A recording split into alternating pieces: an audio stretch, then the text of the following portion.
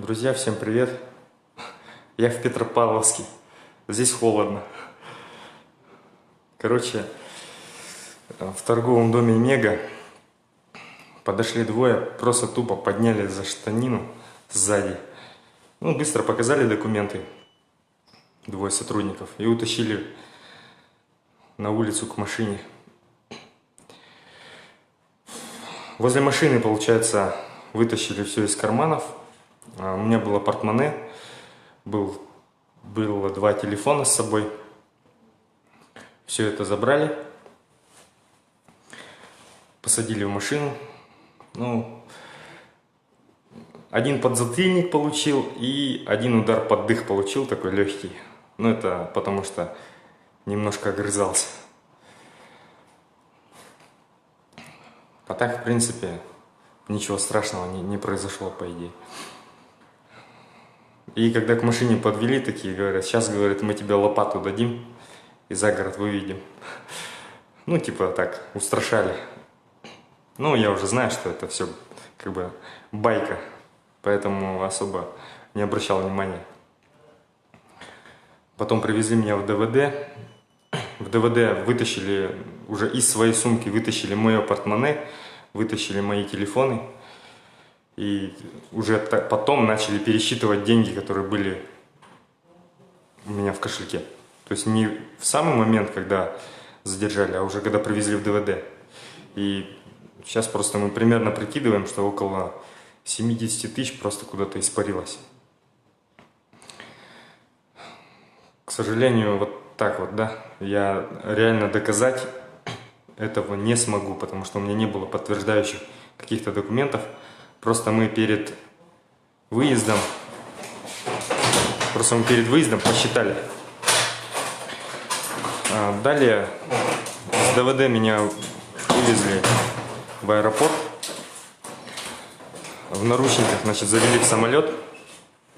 И капитан корабля, там какой-то был иностранец, он запретил вылет, сказал, чтобы мы вышли, потому что запрещено особо опасных преступников перевозить без предупреждений.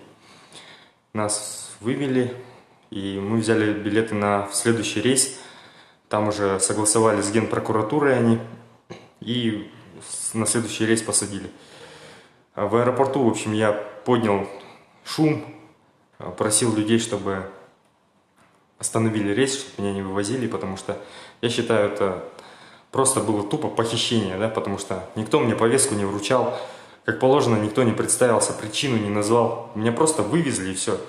Они даже когда выходили из ДВД, знаете, как вот дверь открывают, голову высовывают и смотрят по сторонам, есть там кто, нет. Если никого нет, машину подгоняют быстренько, близко к заднему входу. И быстро меня в машину, получается. Посадили в самолет, в общем, прилетели в Астану. В Астане встретили меня уже астанинские следователи, там сотрудники. Меня провели через задний вход, какой-то там в VIP-зону. И, получается, около получаса я сидел в VIP-зоне с астанинскими сотрудниками и с нашими двумя следователями. Там рядышком сразу выход. Туда подогнали микроавтобус со спецназом. Представляете? Террориста задерживали. И, в общем, спецназ меня в наручники, в машину и поехали на Петропавловск. Получается, прошли все процедуры, там, освидетельствование, судмедэкспертиза даже была в морге. То есть проверяли там телесные повреждения, все проверили. И потом привезли в ИВС. В ИВС привезли где-то 5:30 утра.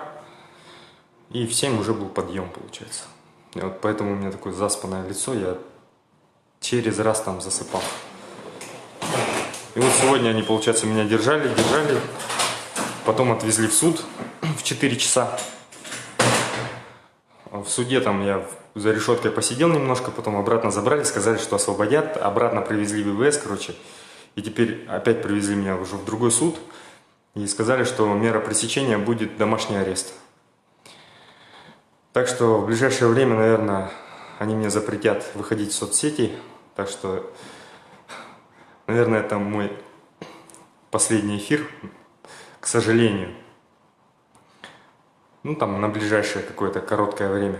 А дальше будем продолжать. этот режим. Никто не сдается. Все нормально. Всем спасибо за поддержку. Да, кстати, я сейчас смотрел эфир со вчерашнего дня, да, что Асхат разговаривал со мной, то они вас обманули, потому что на самом деле я ни с кем не разговаривал, они вообще мне телефон не давали. Поэтому я ни с кем не разговаривал вчера. Ну все, друзья, сейчас мы будем на суде. По сути. Все, всем удачи, пока.